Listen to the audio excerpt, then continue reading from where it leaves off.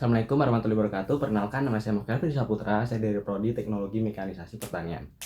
Nah, di sini saya akan menjelaskan tentang Umanet Aerial Windlass, merupakan kendaraan udara tanpa ayak yang dikontrol dari jarak jauh atau melalui program otomatis yang biasanya disebut dengan drone. Nah, yang biasanya digunakan untuk kebutuhan seperti pemetaan, pengamatan, keamanan, dan untuk teknologi pertanian. Nah, untuk secara mekanis, UAV dirancang dengan struktur yang ringan, namun kuat dengan bahan-bahan seperti aluminium, lalu serat, lalu karbon. Nah, secara dinamis, UAV dirancang untuk menghasilkan gaya angkat yang memungkinkan untuk terbang dalam kecepatan dan ketinggian tertentu. Lalu jenis-jenis uap, yaitu yang pertama itu ada fixed wing atau sayap tetap. Nah, yang biasanya terdapat pada pesawat pada umumnya. Yang kedua yaitu single rotor atau baling-baling tunggal yang biasanya terdapat pada helikopter. Yang ketiga yaitu ada multilator, yaitu baling-baling lebih dari satu yang biasanya terdapat pada drone.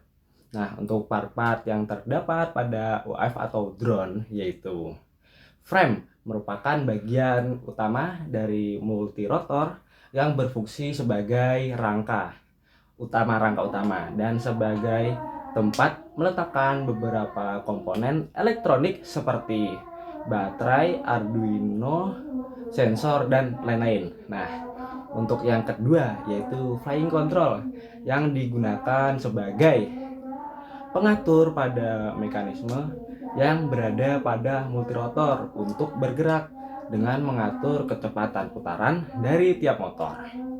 Lalu yang ketiga yaitu motor sebagai penggerak yang digunakan pada multirotor yang dapat dipilih sesuai kegunaan. Nah, yaitu yang keempat ESC, yaitu Electronic Speed Control yang digunakan sebagai penyalur arus dari baterai menuju motor yang digunakan untuk mendapatkan putaran.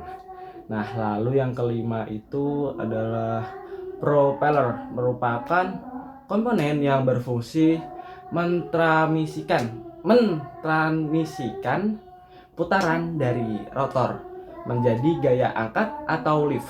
Nah, untuk yang enam yaitu kamera, merupakan alat yang digunakan untuk mengambil kebutuhan gambar.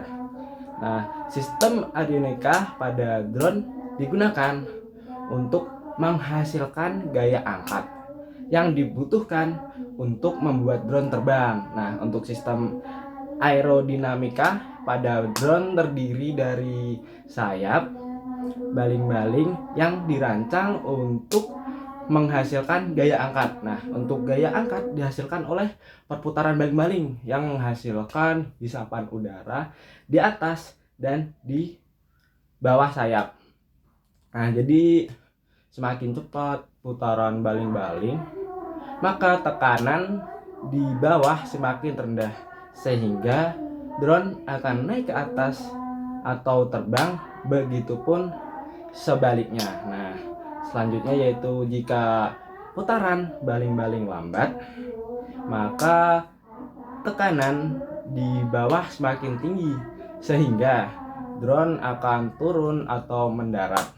Nah, lalu baling-baling pada drone biasanya dipasang pada dua atau lebih propeller yang berputar melalui motor listrik. Nah, untuk propeller yang berputar memindahkan massa udara dari depan ke belakang melalui baling-baling. Nah, selanjutnya itu baling-baling pada drone memiliki kemampuan untuk memutar ke kanan atau ke kiri yang membuat drone bisa mengubah arahnya saat terbang.